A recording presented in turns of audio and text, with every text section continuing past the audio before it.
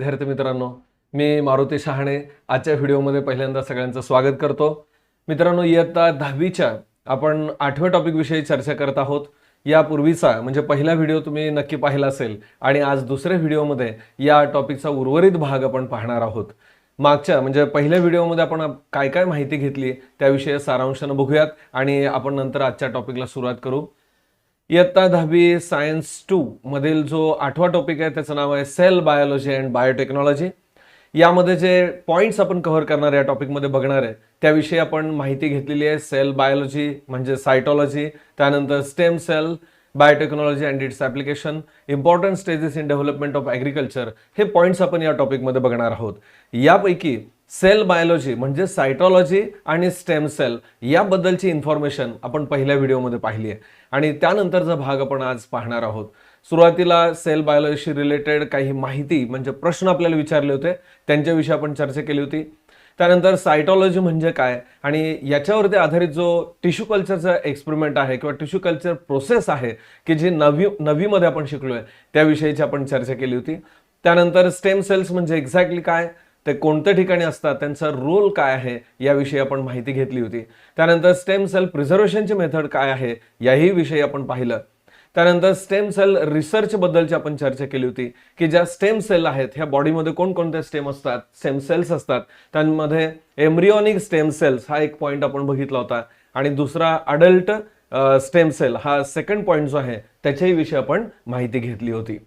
त्यानंतर जे पाहिलं होतं ते म्हणजे uses of a stem cell. Actually stem cell जे आहेत की ज्यांच्यामध्ये रिजनरेशन ॲबिलिटी आहे, बॉडीमधील इतर कोणत्याही टाईपच्या सेल निर्मितीमध्ये या स्टेम सेल उपयोगी पडतात। नेमका उपयोग कुठे केला जातो, त्यांचे युजेस काय आहेत याही विषयी आपण बघितलं होतं रिजनरेटिव्ह थेरपीमध्ये। त्यानंतर ऑर्गन ट्रान्सप्लांटेशन याविषयी आपण माहिती घेतली होती आणि ऑर्गन ट्रान्सप्लांटेशन मध्ये ऑर्गनची निर्मिती कशा पद्धतीनं टिश्यू कल्चर टेक्निक वापरून केली जाते याही विषयी बघितलं। कोणकोणते ऑर्गन्स किंवा जे टिश्यू आहेत बनवले जातात याच्याशी रिलेटेड डायग्राम आपण पाहिली होती। त्यानंतर स्टेम सेल थेरपी बद्दलची जी डिस्कशन आहे ते आपण केलं होतं आणि नेक्स्ट पॉइंट पाहिला होता तो म्हणजे ऑर्गन अँड बॉडी डोनेशन। म्हणजे एखादी व्यक्ती ही ऑर्गन डोनेट करू शकते किंवा बॉडी डोनेशन म्हणजे ज्याला देहदान असं आपण म्हणतो ते करू शकते। अर्थात हे मरणोपरांतर असेल म्हणजे मृत्यूनंतर असेल किंवा ब्रेन डेथ म्हणतो आपण त्याच्यानंतर हे करता येऊ शकतं। याविषयी आपण माहिती घेतली आणि ऍक्च्युअली जे ऑर्गन्स आहेत कोणकोणत्या प्रकारचे ऑर्गन जे आहेत शरीरामधले हे डोनेट केले जातात त्याविषयी आपण चर्चा केली होती। तर साधारणतः आतापर्यंत एवढा भाग आपण या टॉपिक मधला पाहिलेला आहे। आज आपण जो नेक्स्ट पॉइंट सुरू करतोय त्याचं नाव आहे बायोटेक्नॉलॉजी। नेक्स्ट जो पॉइंट आहे तो म्हणजे बायोटेक्नॉलॉजी। मित्रांनो, ज्यावेळेला आपण एखादी टर्म बायोलॉजीमध्ये उच्चारतो त्यावेळेला जर आपल्याला पक्क समजून घ्यायचं असेल आणि कायमस्वरूपी लक्षात ठेवायचं असेल तर एक काम करा, त्या टर्मची निर्मिती किंवा ती जी टर्म तयार झाली आहे कुठल्या 2 भागांपासून 3 भागांपासून बनली आहे त्याच्यात समावेश आहे हे समजून घ्या। ज्यावेळेला आपण बायोटेक्नॉलॉजी शब्द वापरतो त्याच्यामध्ये 2 पार्ट आहेत पहा। एक म्हणजे एक जो पार्ट आहे तो असा की याच्यामध्ये बायो आणि दुसरा पार्ट आहे टेक्नॉलॉजी। आपल्याला माहित आहे की बायो याचा अर्थ आपण त्याला मराठीमध्ये जैविक असं म्हणतो, बरोबर आहे। बायो याचा अर्थ जैविक आणि टेक्नॉलॉजी याचा अर्थ काय तर तंत्रज्ञान। म्हणजे तंत्रज्ञान याचा उपयोग बायोलॉजीमध्ये करणं किंवा जीवशास्त्रामध्ये करणं म्हणजेच बायोटेक्नॉलॉजी। लक्षात येते, जैविक तंत्रज्ञान आपण मराठीमध्ये वापरतो। आता नेमकं या बायोटेक्नॉलॉजी बद्दलची आपण काही माहिती घेतली आहे आणि त्याच्यावरती आधारित प्रश्न आहे पहा, what is biotechnology. So biotechnology is bring about the artificial and genetic changes and hybridisation in organisms for human welfare. म्हणजे काय तर आपण कृत्रिम पद्धतीनं एखाद्या ऑर्गॅनिझम मध्ये काही जेनेटिक मॅनिप्युलेशन करतो, जेनेटिक बदल करतो आणि आपल्याला हिताचे किंवा आपल्या दृष्टीने फायद्याचे कॅरेक्टर त्या सजीवांमध्ये आणतो, तर यालाच काय म्हणायचं बायोटेक्नॉलॉजी। म्हणजे जैविक मध्ये सजीवांमध्ये आपण तंत्रज्ञानाचा वापर करून आपल्या फायद्याच्या गोष्टींची निर्मिती करतो। So this is about the biotechnology in which various fields the biotechnology has been useful. खरं तर बायोटेक्नॉलॉजी मित्रांनो अतिशय युजफुल ब्रँच आहे। असं जवळजवळ क्षेत्र राहिलेलं नाहीये की जिथे याचा वापर केला जात नाही। औषध निर्मिती क्षेत्र असेल, फार्मसी ज्याला आपण म्हणतो, याच्यामध्ये खूप मोठ्या प्रमाणात ह्या टेक्नॉलॉजीचा वापर केला जातो। व्हॅक्सिन निर्मिती असेल किंवा मेडिसिनची निर्मिती असेल, अँटीबायोटिकची निर्मिती असेल, याच्यामध्ये याचा उपयोग केला जातो। त्याच्याशिवाय सगळ्यात जास्त वापरलं जाणारं क्षेत्र म्हणजे ॲग्रिकल्चर, कृषीमध्ये. म्हणजे ॲग्रिकल्चर फील्डमध्ये नवनवीन हायब्रिड सीड्स निर्माण करणं, युजफुल व्हरायटी निर्माण करणं किंवा डिसीज रेजिस्टंट, त्यानंतर हर्बिसाइड रेजिस्टंट प्लांटची निर्मिती, अशा वेगवेगळ्या प्रकारच्या नवीन प्रजाती किंवा गुणधर्म आणणं याच्यासाठी या टेक्नॉलॉजीचा उपयोग होतो. त्यानंतर नेक्स्ट जो क्वेश्चन आहे तो म्हणजे what is the impact of a biotechnology on agriculture and other related fields. आता आपण चर्चा केली, मला वाटतं बायोटेक्नॉलॉजी हे ॲग्रिकल्चरच्या दृष्टीनं अतिशय वरदान आहे. तुम्ही ऐकलं असेल पहा, धवल क्रांती असेल म्हणजे दूध उत्पादनामध्ये वाढ केलेली, किंवा ग्रीन रिव्होल्यूशन शब्द ऐकला असेल ज्याला आपण हरित क्रांती म्हणतो. तर या सगळ्या किमया घडण्याच्या मागं ही बायोटेक्नॉलॉजी जबाबदार आहे किंवा जैव तंत्रज्ञान हे आवश्यक आहे. म्हणजे जैव तंत्रज्ञानाचा उपयोग करून आपल्याला अनेक फायद्याच्या गोष्टी किंवा आपल्याला जीवन सुखकर करण्यासाठी याची मदत करून घेऊ शकतो. ठीक आहे, मला वाटतं आपल्या पुस्तकामध्ये काय काय कंटेंट दिलंय याविषयी आपण माहिती बघूयात. We have studied in the earlier class that biotechnologies bring about the artificial genetic changes and hybridization in organisms for human welfare. म्हणजे आतापर्यंत आपण माहिती घेतलेली आहे की बायोटेक्नॉलॉजीचा उपयोग करून आपण आर्टिफिशियल काही बदल घडवतो. अर्थात हे जे बदल घडवणं आहे हे जेनेटिक लेवल आहे. DNA किंवा जीन्समध्ये काही बदल करून आपण हे बदल घडवत असतो आणि याचा उपयोग आपल्या मानव जातीसाठी अतिशय चांगल्या पद्धतीने किंवा सुखासाठी करत असतो. Various branches of science like the cytology, biochemistry, molecular biology and genetic engineer are included in biotechnology. मी आता म्हणालो की बायोटेक्नॉलॉजी जी ब्रांच आहे ही खूप वास्ट ब्रांच आहे की ज्याचं ऍप्लिकेशन वेगवेगळ्या क्षेत्रामध्ये आपण करतो. आणि ज्यावेळेला बायोटेक्नॉलॉजी असं आपण म्हणतो त्यावेळेला अनेक सायन्स मधल्या जे ब्रांचेस आहेत त्यांचा त्याच्यामध्ये समावेश असतो. त्यामध्ये सायटॉलॉजी की ज्याचा आपण अभ्यास केला, ज्यामध्ये सेलचा अभ्यास करतो आपण, सेलचं स्ट्रक्चर असेल, फंक्शन असेल त्यांच्याविषयी. त्यानंतर बायोकेमिस्ट्री, जैव रसायनशास्त्र, याचाही या ब्रँचमध्ये समावेश होतो. मॉलिक्युलर बायोलॉजी, त्याचबरोबर जेनेटिक इंजिनिअरिंग, जनुक तंत्रज्ञान. मी आत्तापासून जे सुरुवातीच्या पासून बोलतोय की जीन मॅनिप्युलेशन करणं, जीनमध्ये काही फेरफार करणं किंवा बदल करणं, हे जी किमया आहे ही जेनेटिक इंजिनिअरिंगमध्ये आहे. याच्याविषयी आपण आपल्या या टॉपिकमध्ये पुढे बोलणार आहोत विस्तृतमध्ये. त्याशिवाय फार्मसी मध्ये सुद्धा या बायोटेक्नॉलॉजीचा आपण उपयोग करतो. New experiments are being perform for improving the agricultural yield. बघा, शेती उत्पादनामध्ये जे नवीन आपल्याला प्रॉडक्ट मिळवायचे आहेत त्याच्यावरती संशोधन किंवा प्रयोग करण्याचं काम या बायोटेक्नॉलॉजीमध्ये केलं जातं. In pharmacy, experiments for production of antibiotics, antibodies, vitamins and hormones like insulin have been successful.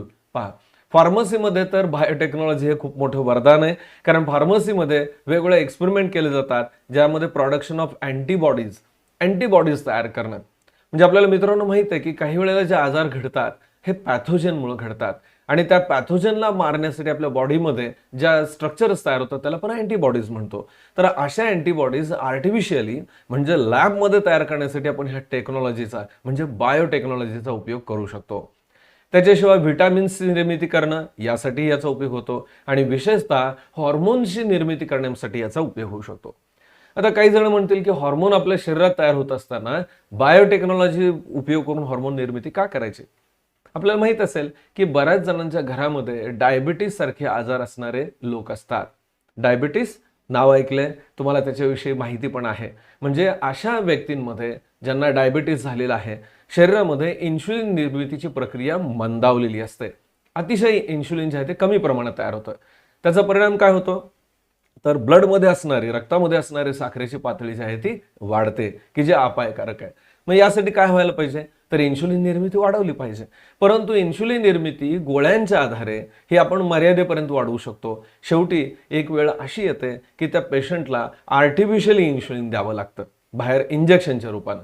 म्हणजे काय झालं तर हे इन्शुलिन निर्माण करणं किंवा बाहेरून जे इंजेक्शनच्या रूपानं आपण इन्शुलिन आणतो हे कुठून आणणार तर परत बायोटेक्नॉलॉजीचा उपयोग करून कोलाई सारख्या बॅक्टेरियामध्ये जेनेटिक मॅनिप्युलेशन करून लॅबमध्ये आपण हे इन्शुलिन निर्माण करतो आणि हे तयार झालेलं आर्टिफिशियल इन्शुलिन जे आहे हे इंजेक्शनच्या रूपानं मार्केटमध्ये उपलब्ध आहे. लक्षात येते? म्हणजे ज्या ठिकाणी आपल्या शरीराला मर्यादा पडते, लिमिटेशन्स येतात, तिथं आर्टिफिशियली किंवा तंत्रज्ञानाचा उपयोग करून काही सेल्स कडून हे इन्शुलिन तयार करण्याची प्रक्रिया आपण करू शकतो. अर्थात हे शक्य आहे बायोटेक्नॉलॉजीमुळे. High class varieties of the crops have been developed through the technique of tissue culture. मी आता सांगितलं, सुरुवातीला बोललो की ॲग्रिकल्चरल फील्डसाठी बायोटेक्नॉलॉजी हे वरदान आहे. अतिशय उत्तम प्रतीच्या बियाणांची निर्मिती, उत्तम दर्जाचे सीड्स तयार करण्यासाठी बायोटेक्नॉलॉजी हे उपयोगी आहे. त्यानंतर आपण नेक्स्ट पॉइंट बघूयात, तो म्हणजे biotechnology include following main areas. म्हणजे बायोटेक्नॉलॉजी आपण म्हणतो की खूप व्हास्ट फील्ड आहे, अनेक ठिकाणी उपयोगी आहे, वेगवेगळ्या क्षेत्रांमध्ये त्याचा उपयोग होतो. कोणत्या क्षेत्रांमध्ये त्याचा उपयोग आहे याविषयी आपण बघूयात.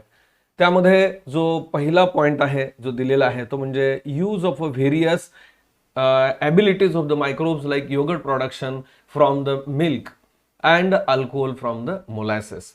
Various abilities of the microbes म्हणजे काही मायक्रो ऑर्गॅनिझम मध्ये या ॲबिलिटीज आहेत. कुठल्या? उदाहरणार्थ योगर्ट प्रोडक्शन म्हणजे दुधापासून दही निर्मितीची प्रक्रिया आहे, यासाठी काही उत्तम प्रतीचे मायक्रो ऑर्गॅनिझम आहेत, त्यांची निर्मिती करणं हे बायोटेक्नॉलॉजीमुळे शक्य आहे.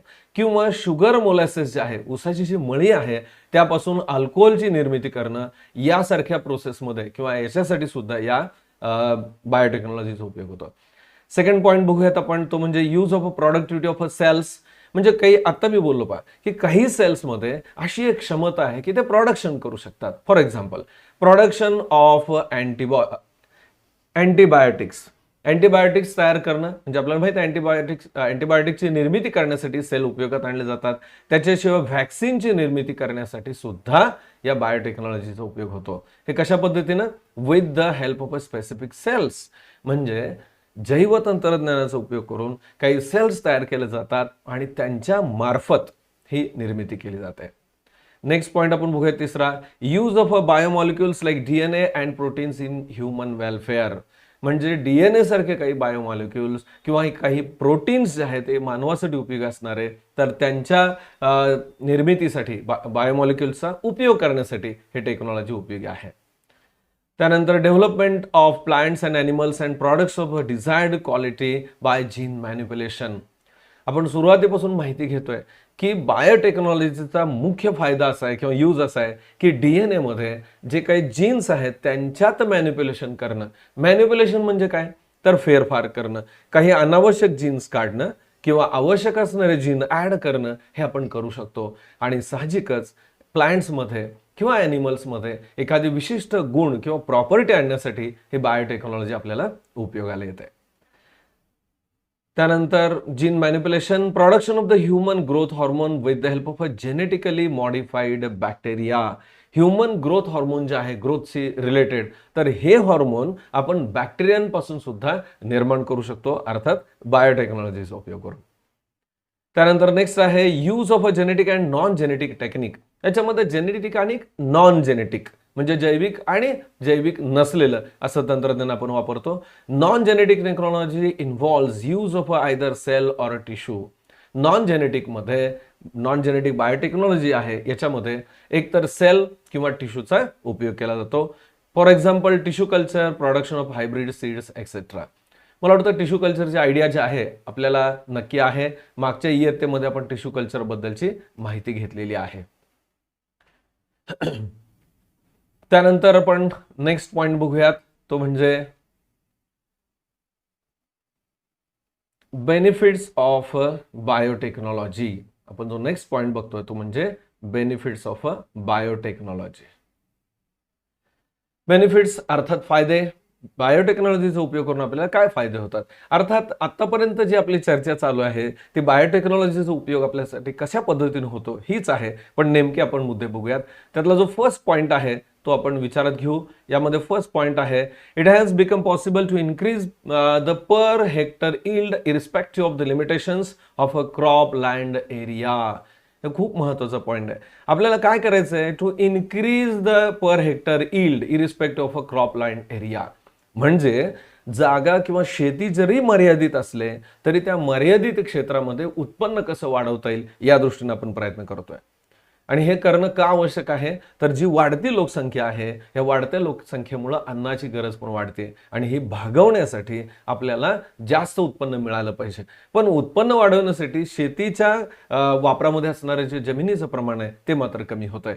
म्हणून आपल्याला असं करायचं आहे की कमी एरियामध्ये मॅक्झिमम यील्ड कसं मिळेल, तर यासाठी आपल्याला बायोटेक्नॉलॉजी युजफुल आहे. लक्षात येते, as the population is increasing there is a need of a increased food material. So the area under the agricultural field is available in the same quantity or it is becoming a less one.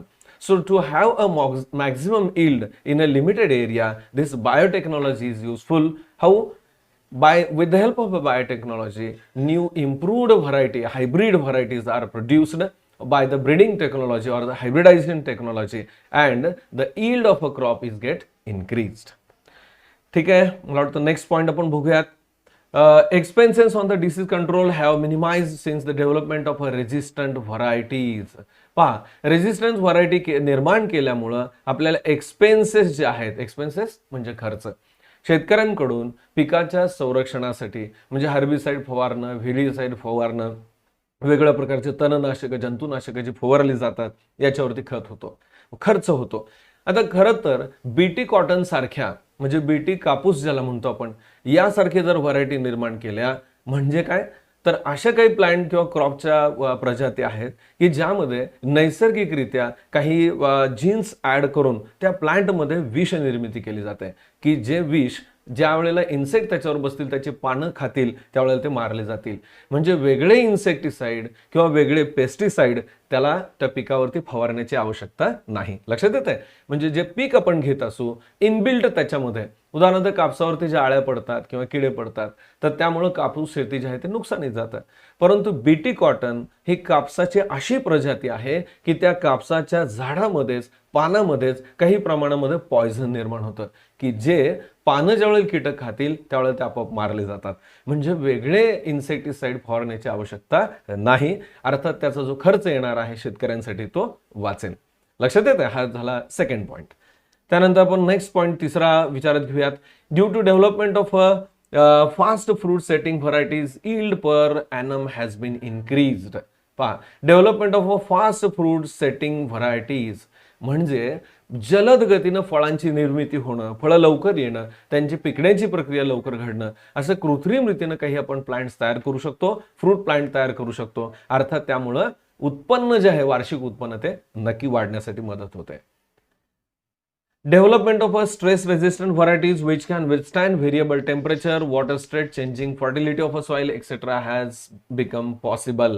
पहा, अत्यंत महत्त्वाचा मुद्दा आहे की आपण सांगतो की आपल्या महाराष्ट्राचा किंवा भारताचा जर विचार केला तर काही ठिकाणी तुलनेनं पाऊस कमी पडतो किंवा उन्हाची तीव्रता ही जास्त असते, वादळाचं प्रमाण जास्त आहे. एकूण काय, तर नॅचरल कॅलॅमिटी जे आहे ते आपल्या हातात नाही आहेत, परंतु पिकाच्या दृष्टीने पाणी भरपूर पाहिजे, सूर्यप्रकाश मर्यादित पाहिजे, ॲडव्हर्स कंडिशन आहेत. मग अशा ॲडव्हर्स कंडिशनमध्ये झाड जर टिकून राहायचं असेल, विथस्टँड व्हायचं असेल, तर त्यासाठी त्याच्यामध्ये रेजिस्टिव्ह ॲबिलिटी आली पाहिजे. तर अशा पाण्याच्या कमतरतेमध्ये तग धरू शकणाऱ्या काही प्रजाती किंवा ऊन जास्त असेल तर त्याच्यामध्ये टिकाव धरू शकणाऱ्या किंवा जमिनीची गुणवत्ता कमी आहे, फर्टिलिटी कमी आहे, तर अशामध्ये सुद्धा उत्पन्न जास्त देणाऱ्या व्हरायटी तयार करण्यासाठी या बायोटेक्नॉलॉजीचा उपयोग होतो. लक्षात येते, स्ट्रेस रेजिस्टंट व्हरायटी म्हणजे काय, तर ताण जरी पडला पाण्याचा असेल किंवा न्यूट्रिएंट्स असेल तर त्यावेळेला सुद्धा टिकाव धरून राहणाऱ्या वनस्पती, पण उत्पन्नामध्ये मात्र कमी होणार नाही, अशा वनस्पती निर्मितीमध्ये उपयोग होतो. विथस्टँड व्हेरिएबल टेम्परेचर, तापमानात फरक आहे तिथेही झाडं तग धरू शकली पाहिजेत. वॉटर स्ट्रेस, पाण्याचा ताणाला पाणी मिळालं नाही वेळेत तरी पण ती टिकली पाहिजेत. Changing fertility of a soil, जमिनीची जो पोत आहे किंवा त्यातले जे न्यूट्रिएंट्स आहेत त्याच्यामध्ये जरी प्रमाण कमी असेल तरी सुद्धा उत्पन्न देणाऱ्या वनस्पतींची निर्मितीसाठी याचा उपयोग होतो. मला वाटतं हे पॉइंट्स तुमच्या लक्षात आले असतील की बायोटेक्नॉलॉजीचा काय काय फायदा आहे. त्यानंतर आपण नेक्स्ट पॉइंटकडे जाऊयात, तो म्हणजे development of biotechnology in India. Development आपल्या भारताच्या दृष्टीने जर आपण विचार केला तर या बायोटेक्नॉलॉजीमध्ये काय काय प्रगती झाली आहे याविषयी आपण बघूयात. Development of biotechnology in India. ठीक आहे, development of biotechnology in India. Government of India had establish the national biotechnology board in 1982. 1982 मध्ये भारत सरकारनं नॅशनल बायोटेक्नॉलॉजी बोर्ड याची निर्मिती केली. This board was transferred into the department of biotechnology under the ministry of science and technology. याच्यामध्ये जो विभाग निर्माण केला गेला म्हणजे कोणता तो? This board was transferred into department of biotechnology. बायोटेक्नॉलॉजीचा एक वेगळा विभाग निर्माण केला गेला आणि कोणाच्या अधिपत्याखाली? Ministry of science and technology यांच्या. इन 1986 हे जे घडलं हे 1986 मध्ये various institutes in India are working under the control of this department of biotechnology. जे वेगवेगळे विभाग आहेत ते या मुख्य ब्रँचच्या अंडर काम करतात. It includes national institute of immunology, राष्ट्रीय इम्युनॉलॉजी जे डिपार्टमेंट आहे ते काम करतं. त्यानंतर national facility for animal tissue and cell culture. National facility जी आहे कशासाठीची? ॲनिमल टिश्यू आणि सेल कल्चरची, ते पण ह्याच्या अंडर काम करते. त्यानंतर national centre for the cell science, त्यानंतर national brain research centre, central institute of medicinal and aromatic plants. तर या वेगवेगळ्या शाखा किंवा ब्रँचेस ज्या आहेत या मुख्य संस्थेच्या अंडर काम करतात.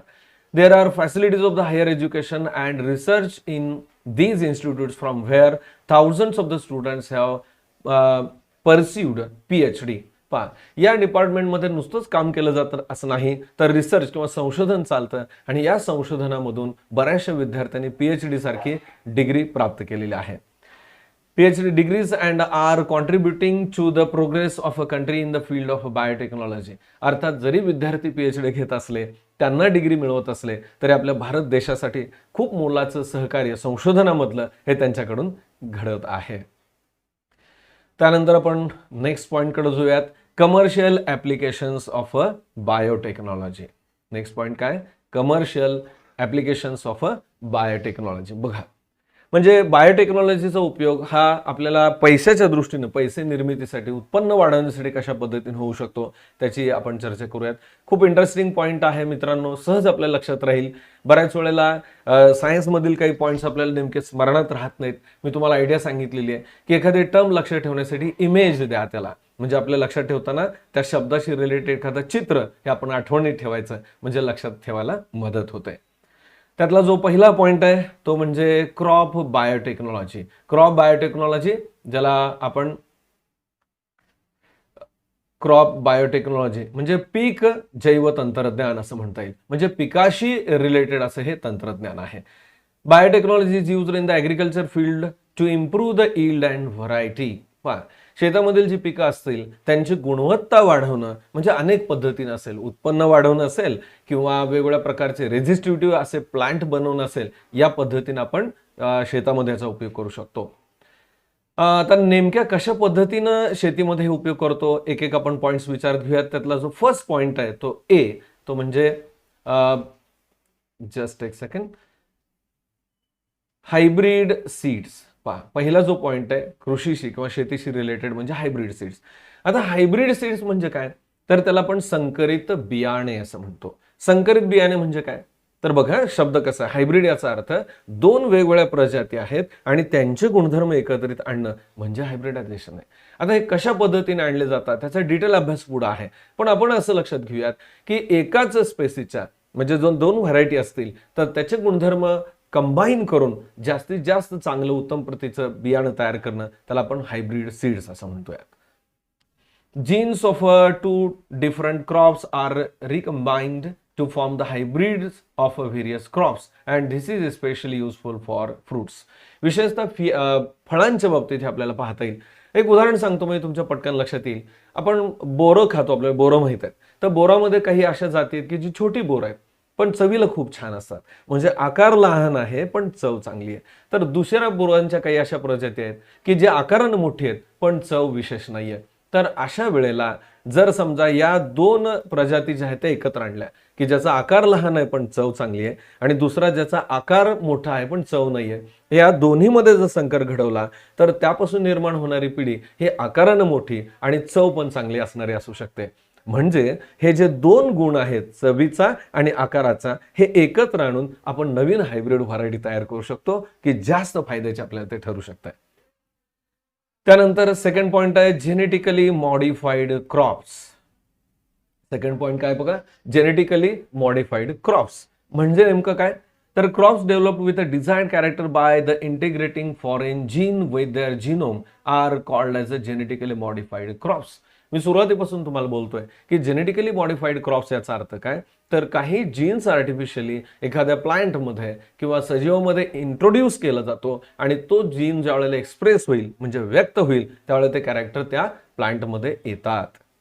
इथे काही फोटोग्राफ्स दिलेले आहेत बघा. याच्यामध्ये मका किंवा पपई असेल, फ्लॉवर असेल, वांगी असतील, त्यानंतर कॉटन आहे, त्यानंतर गोल्डन राईस आहे. हे काही फोटोग्राफ्स दिलेले आहेत. त्याच्या आधारे आपण ज्या नवीन सुधारित वाण आहे त्याच्याविषयीची माहिती लक्षात घेणार आहोत.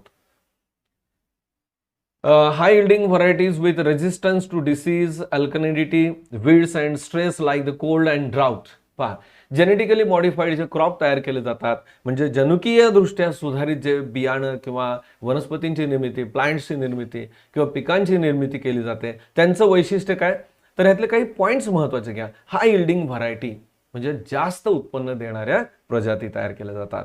विथ रेजिस्टन्स टू डिसीज, अशा प्रजाती आहेत की त्यांना आजार होत नाहीत. रेजिस्टिव्हिटी म्हणजे काय, तर त्यांच्यामध्ये अवरोध आहे, आजार जे आहेत याला ह्या वनस्पती बळी पडत नाहीत.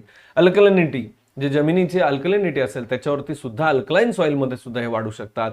Weeds and other stress, weeds जे आहेत ज्याला आपण तण म्हणतो शेतामध्ये वाढणारं, तर त्याच्या बरोबर सुद्धा कॉम्पिटिशन करून उत्पन्न वाढेल अशा पद्धतीच्या काही प्रजाती आहेत. त्यानंतर other stresses like the cold and drought. तर आणखीन काही स्ट्रेसेस आहेत. For example cold and drought म्हणजे थंडी असणं किंवा ज्याला आपण हिवाळ्याची परिस्थिती म्हणतो, अशा याच्यामध्ये सुद्धा तग धरून राहणाऱ्या वनस्पतींची निर्मिती. त्यानंतर आपण नेक्स्ट पॉइंट बघूयात, बीटी कॉटन. मला वाटतं आपल्यापैकी काही जणांनी हा शब्द ऐकला असेल. बीटी कॉटन म्हणजे काय, तर बॅसिलस thuringiensis नावाची एक स्ट्रेन आहे, बॅक्टेरियल स्ट्रेन आहे आणि याचं एक वैशिष्ट्य आहे की त्यांच्यामध्ये काही विशिष्ट गुणधर्म आहेत आणि त्याचा इनॉक्युलेशन किंवा तो गुणधर्म आपण काही प्लांट्समध्ये आणतो. आता उदाहरणार्थ कॉटनच्या झाडामध्ये मी सुरुवातीला इंट्रोडक्शनमध्ये बोललो होतो, पण तुमच्या लक्षात असेल की कापसामध्ये ज्या काही निर्मिती केलेल्या किंवा तयार केलेल्या प्रजाती आहेत की ज्या इन्सेक्ट रेजिस्टंट आहेत. म्हणजे काय, तर बीटी कॉटन याचा अर्थ या कॉटन प्लांटमध्ये काही जीन्स असे मॅनिप्युलेट केलेत किंवा इन्क्लूड केलेले आहेत की ज्यामुळं त्या झाडाच्या पानामध्ये किंवा खोडामध्ये काही पॉयझनची निर्मिती होते आणि अर्थात ज्या वेळेला कीटक त्याच्यावर बसतील आणि ती पानं खातील त्यावेळेला ते मारले जातील. म्हणजे वेगळे इन्सेक्टिसाइड, फंगीसाइड, विडीसाइड, हर्बिसाइड यांची फवारणी करण्याची आपल्याला आवश्यकता राहणार नाही. A gene had been isolated from the bacterium bacillus, that is bacillus thuringiensis and integrated with the gene of a cotton.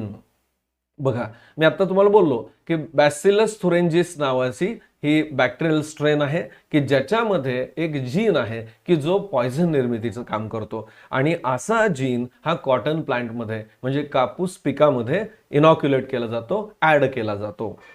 Due to this, the toxin which is fatal for the bollworms was produced in the leaves and the balls of a cotton. साहजिकच हा ज्या वेळेला gene inoculate केला जातो त्यावेळेला कापसाच्या झाडाच्या बाबतीत पानामध्ये आणि त्याचबरोबर बोंडाळी ज्याला म्हणतो ना आपण, कापसाच्या बोंडावरती अळ्या वाढतात, अळ्यांचा रोग पडतो, बोंडाळी रोग त्याला म्हणतात. तर या लार्व्हीला मारक असं विष त्या प्लांटमध्ये तयार होतं. If the bollworm feeds on the leaves, the toxin destroys its alimentary canal and the bollworms dies. बघा, ज्यावेळेला हे बॉलवर्म्स जे आहेत म्हणजे बोंडाळी ज्याला म्हणतो, ह्या अळ्या किंवा किडे ह्या बोंडाला किंवा पानाला खातील त्यावेळेला त्यात असणाऱ्या विषामुळे ते मारल्या जातात. इथं काही फोटोग्राफ्स दिलेले बघा. याच्यामध्ये ब्रिंजल मी तुम्हाला सुरुवातीला सांगितलं त्याप्रमाणे बीटी कॉटन त्याची स्पेसिस इथं फोटोग्राफ दिलेला आहे, तो पहा. बीटी ब्रिंजल, आणखीन एक एक्झाम्पल त्याचं म्हणजे बीटी ब्रिंजल. मला वाटतं कन्सेप्ट तुमच्या लक्षात आला असेल. बीटी कॉटन असेल किंवा बीटी ब्रिंजल ज्याच्यामध्ये टॉक्झिन निर्मितीचा जीन त्या प्लांटमध्ये ऍड केला जातो आणि त्याच्यामध्ये रेजिस्टिव्हिटी आणली जाते. BT brinjal variety is develop by using the gene isolated from bacillus thuringiensis. तीच बॅक्टेरियल स्ट्रेन आहे की ज्याच्यामध्ये पॉयझन, टॉक्झिन निर्मितीची क्षमता आहे आणि हा जीन ह्या ब्रिंजल म्हणजे वांग्याच्या झाडामध्ये ऍड केला जातो, मिसळला जातो. लक्षात येते, फोटोग्राफ आपल्याला कळण्यासाठी दिलाय. This improved variety of the brinjal kills the pest in same way as the BT cotton does. BT cotton मध्ये म्हणजे बीटी जो कापूस आहे कपासी ज्याला म्हणतो आपण, त्याच्यामध्ये जो मेकॅनिझम आहे कीटकांना मारण्यासाठी किंवा पॅथोजनना मारण्यासाठी, तर ती सेम टेक्निक या बीटी ब्रिंजलमध्ये आहे.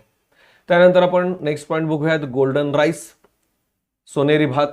A gene synthesized the vitamin A, that is beta carotene, has been introduced in this variety of the rice. पहा, बीटा कॅरोटीन जे व्हिटॅमिन ए चा समृद्ध सोर्स आहे, त्याची काय म्हणू आपण, हा जो जीन आहे ह्या राईसमध्ये ऍड केला जातो. साहजिकच यामुळे त्या तांदळाच्या दाण्यांचा रंग बदलतो आणि सगळ्यात महत्त्वाचं की जे व्हिटॅमिन ए आपल्याला आवश्यक आहे, अशा व्हिटॅमिन ए न समृद्ध असा तांदूळ हा तयार होतो.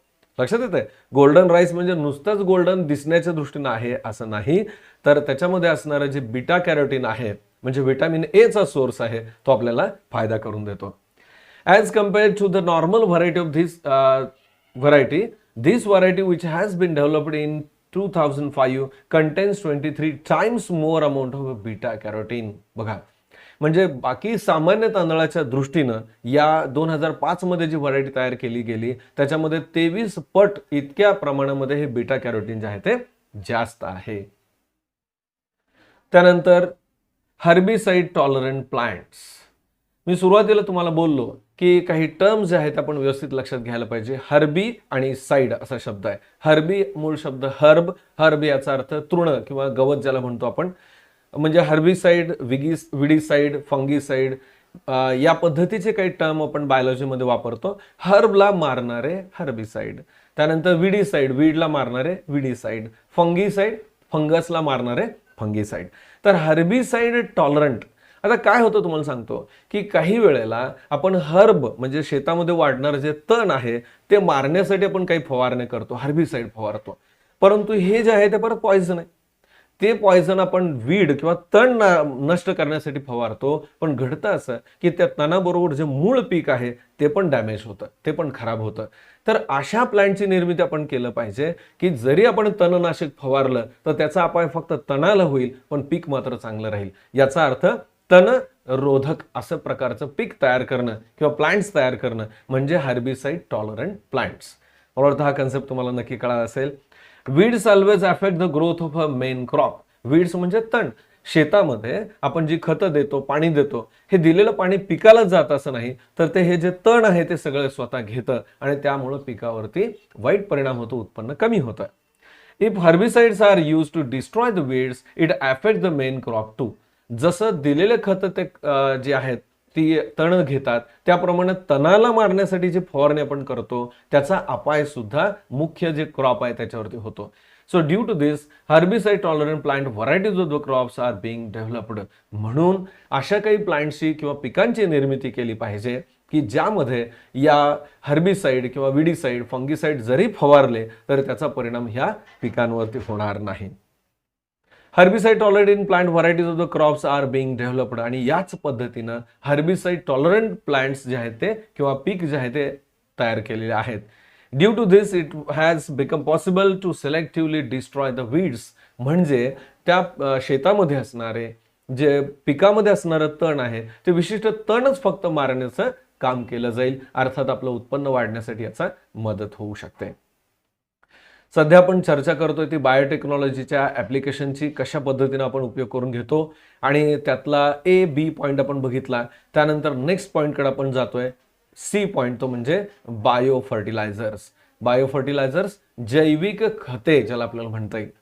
पण आपल्याला माहिती आहे की रासायनिक खतांचा उपयोग करून शेती केली जाते, परंतु रासायनिक खतांचे जरी फायदे असले, उत्पन्नात वाढ होत असली, तरी त्या रासायनिक खतांचे काही काय म्हणतात आपल्याला उणीव आहेत किंवा त्रुटी आहेत, त्या म्हणजे ते आपल्या दृष्टीनं अपायकारक आहेत. मग जर रासायनिक खतं अपायकारक आहेत तर त्याला पर्याय काय? तर साहजिकच त्याला पर्याय म्हणजे बायो फर्टिलायझर्स, ज्याला आपण जैविक आता सांगितल्याप्रमाणे खते म्हणू शकतो. आता ही जैविक खते कोणत्या प्रकारचे? आपल्याला मुख्य गोष्ट कळाली पाहिजे की खतं जी आपण पिकांना देतो ती काय काम करतात. तर पिकांसाठी आवश्यक असणारे जी न्यूट्रिएंट्स आहेत किंवा एलिमेंट्स असतील त्यांचा सोर्स म्हणून ही खतं आपण देत असतो, बरोबर आहे. तर काही वेळेला काही प्लांट्समध्ये ही न्यूट्रिएंट्स डेव्हलप होतात, तर अशी प्लांट्स शेतामध्ये वाढवणं आणि ती परत जमिनीमध्ये गाडणं की जेणेकरून त्यांच्यामध्ये असणारे न्यूट्रिएंट्स जे आहेत ते मुख्य पिकासाठी उपयोगी पडतात. मग आता नेमकं कोणते त्याचे एक्झाम्पल आहे? इथे एक फोटोग्राफ दिलेला आहे पहा. समोर तुम्ही बघू शकताय हे अझोला प्लांट आहे, ठीक आहे, अझोला प्लांट आहे. आता हे जे अझोला आहे याच्यामध्ये तयार होणारे जे न्यूट्रिएंट्स आहेत याची वाढ करायची आणि ते पिकांसाठी द्यायचं. मग कोणत्या पिकाच्या बाबतीत त्याचा उपयोग होतो, कशा पद्धतीनं हे आपण बघूयात. Due to use of biofertilizer instead of chemical fertilizer, nitrogen fixation and phosphate stabilization abilities of the plants are improved. पहा, रासायनिक खतं देण्यापेक्षा जर आपण बायोफर्टिलायझर्स वापरले तर नायट्रोजन फिक्सेशन आणि फॉस्फेट सोल्युबिलायझेशन ॲबिलिटी जे आहेत प्लांट्स मधल्या ते वाढण्यासाठी मदत होते. आपल्याला माहित आहे जास्तीत जास्त डिमांड प्लांटमध्ये ही नायट्रोजनची असते, परंतु मुक्त स्थितीत हवेत किती जरी नायट्रोजन असला तरी प्लांट्स त्याचा उपयोग करू शकत नाहीत. तर नायट्रेट्स किंवा नायट्राइटच्या फॉर्ममध्ये जोपर्यंत नायट्रोजन कन्व्हर्ट होत नाही तोपर्यंत तो प्लांट्सला उपयोगी येत नाही. आणि यासाठी काही प्लांट्स आहेत की हे फिक्सेशनचं काम करतात. Mainly the bacteria like rhizobium, azotobacter, nostoc, anabaena and plants like the azolla are used as a biofertilizers. काही बॅक्टेरियल स्ट्रेन्स आहेत. खरं तर मागील इयत्तेमध्ये यांच्याविषयी आपण माहिती घेतली आहे. त्यामध्ये रायझोबियम, ॲझोटोबॅक्टर, नॉस्टॉक, ॲनाबिना यासारखे प्लांट्स आहेत की जे नायट्रोजन फिक्सेशन करतात. आणि त्याच्याशिवाय अझोला सारखे प्लांट्स आहेत, इथं फोटोग्राफ दिलाय पण तुमच्या लक्षात येईल, याचाही उपयोग आपण बायोफर्टिलायझर म्हणून करू शकतो. In the last year, we have studied the tissue culture. Genetic improvements of the plants has become possible due to tissue culture and besides those characters inherited to the next generation. Tissue कल्चरचा एक फायदा आहे, म्हणजे tissue culture नेमकं कसं उपयोगी आपण पाहिलं होतं की एखादी प्लांट जर आपल्याला उपयोगी असेल, खूप चांगले गुण असतील, असे प्लांट आपल्याला नेक्स्ट जनरेशन मिळवण्यासाठी टिश्यू कल्चरचा उपयोग होतो. म्हणजे त्या प्लांटचा काही टिश्यूचा भाग आपण घेऊन लॅबमध्ये त्या एका म्हणजे टिश्यूच्या भागापासून किंवा प्लांटच्या छोट्याशा भागापासून काही टिश्यूपासून लाखो झाडांची निर्मिती आपण करू शकतो. आणि साहजिकच हे उत्तम प्रतीचं जे वाण असेल किंवा पीक असेल त्याचं मल्टिप्लिकेशन आपल्याला करता येणं शक्य आहे. त्यानंतर make a list and discuss साठी आपल्याला एक पॉईंट दिला. Give 5 examples of each of the fruiting and flowering plants developed through tissue culture and mention their benefits. याच्याविषयीची माहिती घ्या. आपल्याला कल्पना आहे आपण जी रोज बाजारातून बरीचशी फळं आणतो की जी टिश्यू कल्चरचा टेक्निक करून निर्माण केलेली आहेत. या जो पॉईंट आहे आपला सध्या डिस्कशन आपण करतोय म्हणजे बायोटेक्नॉलॉजीचा, वेगवेगळ्या क्षेत्रामध्ये बायोटेक्नॉलॉजीचा उपयोग होत आपण पाहतोय. त्यातला पहिला आपण मुख्य जो पॉईंट पाहिला तो म्हणजे ॲग्रिकल्चर किंवा कृषीसाठी या बायोटेक्नॉलॉजीचा उपयोग कसा होतो. त्यानंतर आपण सेकंड पॉईंट आता विचारात घेतोय तो म्हणजे ॲनिमल हजबंड्री. ॲनिमल हजबंड्री याचा अर्थ पशुसंवर्धन ज्याला आपण म्हणतो, म्हणजे शेतीला पूरक व्यवसाय म्हणजे काही प्राणी जे आहेत ते पाळले जातात. तर यामध्ये सुद्धा आपण बायोटेक्नॉलॉजी उपयोगात आणू शकतो. म्हणजे जरी प्राणी आपण पाळत असलो तर त्यांच्यामध्ये सुद्धा उत्तम गुण वाढवणं, विकसित करणं, चांगल्या उत्तम प्रतीच्या प्रजातींची निर्मिती करणं यासाठी आपल्याला ही बायोटेक्नॉलॉजी उपयोगी येते. नेमकं बायोटेक्नॉलॉजीचा उपयोग आपण या पशुसंवर्धनामध्ये म्हणजे ॲनिमल हजबंड्रीमध्ये कशा पद्धतीने करतो ते बघूयात. 2 main methods as artificial insemination and embryo transfer are used in animal husbandry. Animal हजबंड्रीमध्ये किंवा पशुसंवर्धनामध्ये आर्टिफिशियल इन्सेमिनेशन म्हणजे मॅटिंग करून फर्टिलायझेशन करण्यापेक्षा आर्टिफिशियल सिमेन कलेक्शन केलं जातं आणि फर्टिलायझेशनची प्रोसेस केली जाते. तर काही वेळेला एम्ब्रिओ जो आहे तो ट्रान्सफर केला जातो. गर्भ किंवा भ्रूण जो आहे तो एका प्रजातीमधून दुसऱ्या याच्यामध्ये काय म्हणतो आपण विकसित केला जातो किंवा वाढवला जातो. It helps to improve both the quantity and quality of animal products. आता या करण्यामुळं फायदा काय होतो तर गुणवत्ता ज्याला आपण म्हणतो ती वाढवली जाते आणि त्याचबरोबर क्वालिटी म्हणजे एकूण जे मिळणारं उत्पन्न असेल ते सुद्धा वाढवता येऊ शकतं. आता नेमकं उत्पन्न वाढवता येऊ शकतं म्हणजे काय तर जास्त दूध देणाऱ्या प्राण्यांच्या जाती किंवा जास्त अंडी देणाऱ्या, मोठी अंडी देणाऱ्या अशा प्रजातींची निर्मिती किंवा जास्त लोकर देणाऱ्या मेंढ्यांची निर्मिती करणं या प्रकारचे बेनिफिट्स किंवा मॉडिफिकेशन आपण करू शकतो. पहा example milk, meat, wool etcetera म्हणजे जास्त दूध किंवा मांस किंवा लोकर देणाऱ्या प्रजातींची निर्मिती करणं शक्य आहे. Similarly animals with a more strength have been developed for hard work. काही वेळेला आपण शेताच्या कामासाठी किंवा इतर कामासाठी आपण प्राणी वापरतो, परंतु जास्त ताकदीचे प्राण्यांच्या निर्मितीसाठी सुद्धा या बायोटेक्नॉलॉजीचा आपल्याला उपयोग करून घेता येतो. याच्याशिवाय use of ICT collect information about the various hybrid varieties of the animals, what are their benefits, make a presentation of various pictures and the videos. आपल्याला नेटचा उपयोग करून काही काम करण्यासाठी सांगितलेल्या माहिती मिळवण्यासाठी मला वाटतं तुम्ही ते नक्की कराल. आजच्या तासाला आपण जे काही पॉइंट्स बघितले मला वाटतं तुम्हाला नक्की कळाले असेल. आजचा व्हिडिओ आवडला असेल, व्हिडिओ परत परत पहा. आपले काही डाऊट्स किंवा शंका असतील तर त्या क्लिअर होतील. जर काही शंका असतील तर हे पाहून सुद्धा तर तुम्ही मला कॉमेंटमध्ये विचारू शकता. बरेच विद्यार्थी जे आहेत ते जर चॅनलवरती नवीन असतील तर त्यांनी चॅनलला जरूर सबस्क्राईब करा, जेणेकरून मी ज्यावेळेला नवीन व्हिडिओ अपलोड करतो त्यावेळेला ते तुमच्यापर्यंत पोहोचतील. तुमचं सबस्क्रिप्शन जे आहे ते माझ्या दृष्टीने खूप महत्त्वाचं आहे. तुमचे कॉमेंट्स जे आहेत ते मला नक्की प्रेरणा देतात आणि माझ्या टीचिंगमध्ये जे काही उणीव असतील त्या पुढच्या व्हिडिओमध्ये इम्प्रूव्ह करण्यासाठी मदत होते. व्हिडिओ आपल्या मित्रांना सुद्धा तुम्ही शेअर करू शकताय. आपण थोडक्यात बघूयात आजच्या तासाला आपण काय काय माहिती घेतली अगदी सारांशानं. आज आपण बायोटेक्नॉलॉजी या पॉईंट्सबद्दल चर्चा करत होतो. बायोटेक्नॉलॉजी म्हणजे काय, त्यानंतर आपण माहिती घेतली बायोटेक्नॉलॉजीमध्ये जे मेन एरियाज आहेत, कोणकोणत्या क्षेत्रामध्ये बायोटेक्नॉलॉजीचा उपयोग केला जातो, त्यामध्ये सारांशानं ॲग्रिकल्चरमध्ये, फार्मसीमध्ये किंवा ज्याला आपल्याला DNA प्रोटीन्स निर्मिती असेल, एकूण काय मानवाच्या हितासाठी वेगवेगळ्या क्षेत्रात आपण वापरतोय पाहिलं. बेनिफिट्स ऑफ बायोटेक्नॉलॉजी, बायोटेक्नॉलॉजीचे फायदे काय काय आहेत याही विषयी आपण चर्चा केलेली आहे. Development of biotechnology in India, भारताचा जर विचार केला तर या जैव तंत्रज्ञानामध्ये आपण काय काय रिसर्च केलेला आहे, संशोधन केलेलं आहे, प्रगती केलेली आहे याविषयी आपण पाहिलं. वेगवेगळ्या संस्था कोणत्या ठिकाणी कार्यरत आहेत त्यांची माहिती आपण घेतली. त्यानंतर सगळ्यात महत्त्वाचं म्हणजे कमर्शियल ॲप्लिकेशन्स ऑफ बायोटेक्नॉलॉजी हा आपण पॉईंट पाहतोय.